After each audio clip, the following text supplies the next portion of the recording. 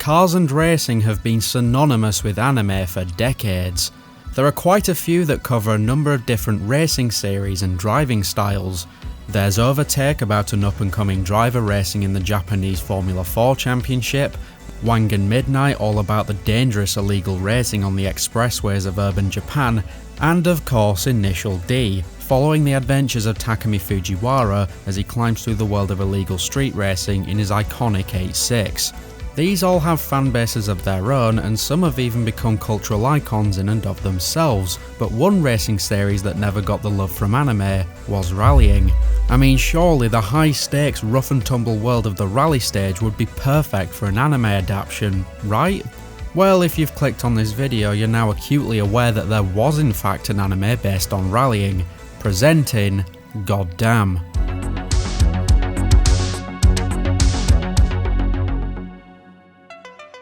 Like most animes, Goddamn was originally conceived as a manga. It was written and illustrated by Kaoru Shintani and was released between 1988 and 1990.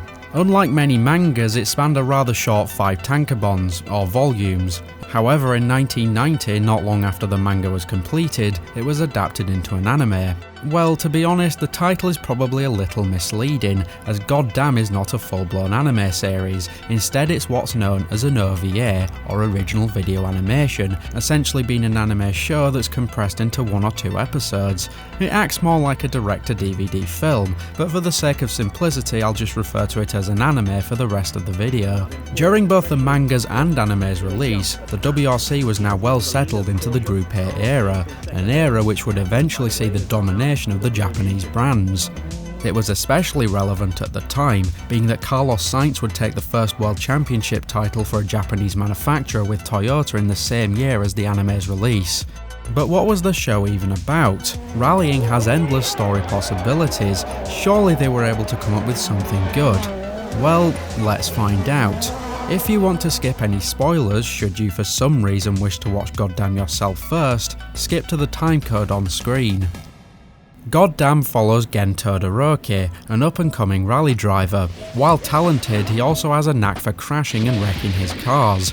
This track record continues when he's chosen to race in the Monte Carlo rally after another driver is unable to.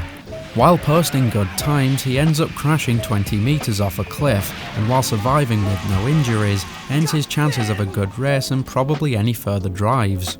Despite his results, he's later approached by a man called Rikoji, a businessman who works for the Seiyu Corporation.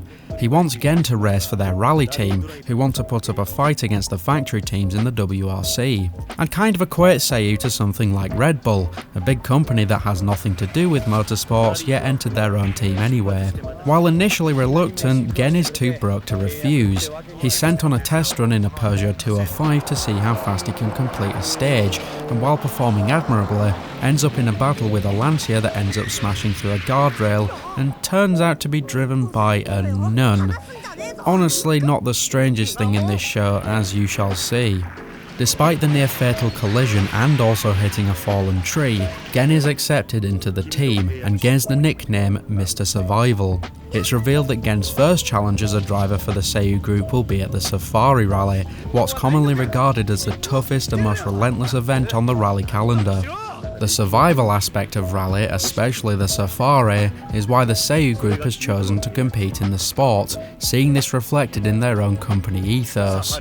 Gen is presented with a Ford Sierra RS Cosworth for the event. We then meet the other driver and 2 co-drivers that race for Seiyu, Raoul, the experienced number 1 driver, and then Dick Van Dyke and Rov Rowe as the 2 co-drivers. Okay.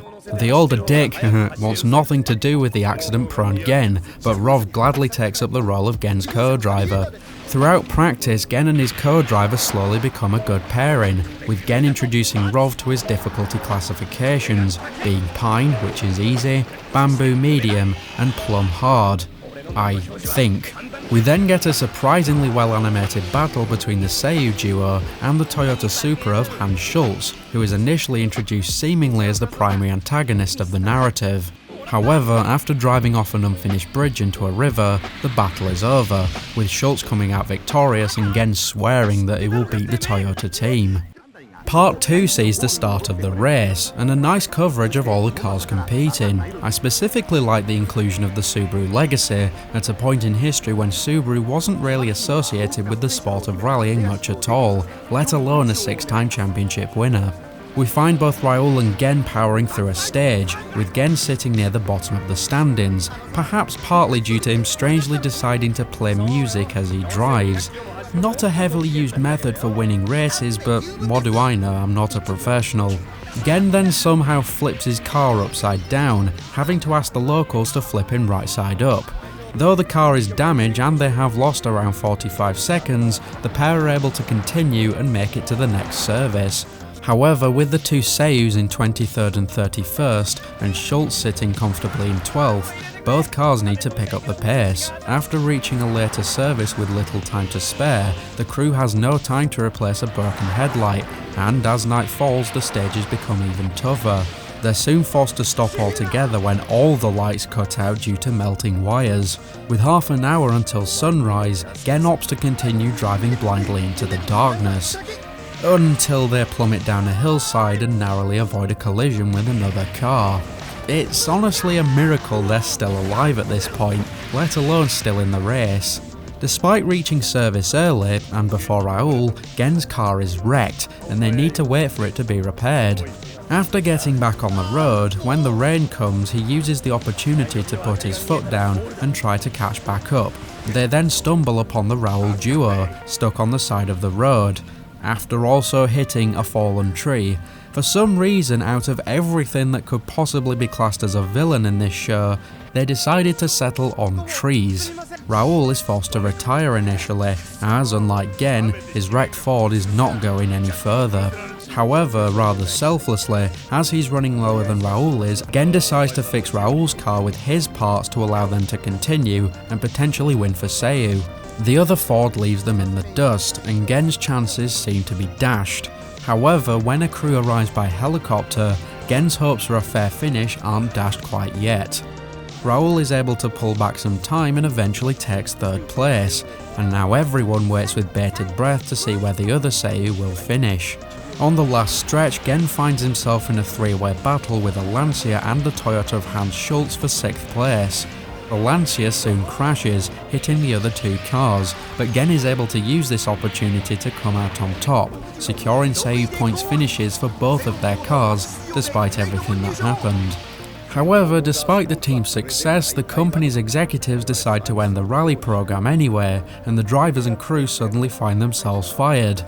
And on that rather depressing note, Goddamn rolls the credits.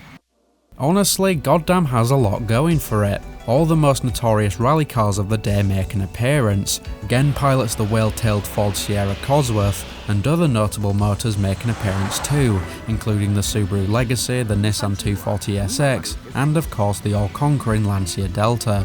Interestingly, Goddamn does heavily feature Toyota, but not the Celica as most would expect, instead the Supra. This is actually accurate, as at the time the Toyota Rally team used the Celica throughout the entire season, apart from the Safari Rally, where they opted to use the heavier, more powerful Supra instead. It would even come close to winning the 1987 edition being piloted by Bjorn Waldegaard, before its comparatively massive engine overheated on the final day. Hell, even Group B gets a shot as we get a quick but fun battle between a Lancia 037 and a Peugeot 205 T16. I have no doubt that if the series went on any longer, more fan favourites would have made an appearance. Goddamn is also pretty visually and audibly appealing. Most car-focused animes, such as Initial D, would utilise 3D car models during racing and driving scenes, as hand-drawing each frame of a moving car would be both time-consuming and difficult. Humans contort and stretch when moving, so organically animating them makes sense. Cars, on the other hand, are rigid objects. To keep them uniform frame by frame would be difficult to say the least, hence why 3D models were used instead. But not Goddamn, they chose to painstakingly hand animate the cars in motion. Sure, some frames here or there might look a bit off and some movement might be a little bit janky, but I think it's allowed the series to age much better than others of the time when it comes to animating the cars. Sure, the 3D cars in Initial D are a nice gimmick and maintain form shot to shot, but going from one scene where they're a 3D model to another where they're drawn is quite disconcerting. There are some really beautifully animated shots in Goddamn, including those not focused on the cars, and I'm glad the effort was put in. Additionally, the sound is really well done. You really feel these cars moving around and they all sound wonderful, and I wouldn't be surprised if they straight up used audio recorded on rally stages and just stuck them in. Either way, it works. However, the show has its pitfalls, and it's fairly easy to see why it never went any further.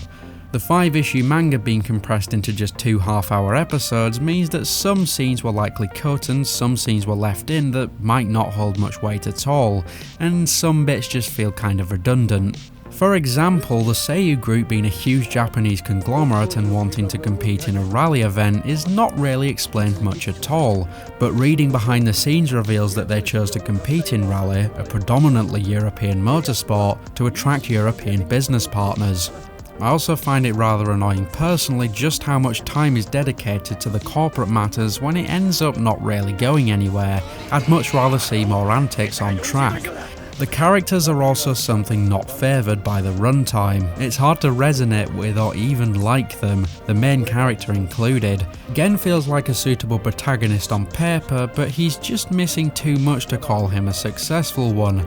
Hans Schultz, who I thought would act as the main antagonist, gets like 3 appearances total and doesn't really matter in the end. There's simply so little time to flesh them out. I feel like with more time I may have come to like them, but I suppose that's not something I can fault the show for. The name itself also just feels wrong. It's called that because it's the closest thing to a catchphrase for the main character, but I can honestly think of 10 different options that would have been much better.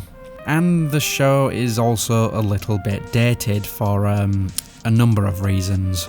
The biggest pitfall is probably the rallying itself. It simply wasn't a big sport outside of Europe. Japan hadn't yet started to dominate, and therefore most Japanese viewers wouldn't have been majorly interested, and the US, arguably the most important market for anime and manga outside of Japan, has very little interest in rallying, even to this day.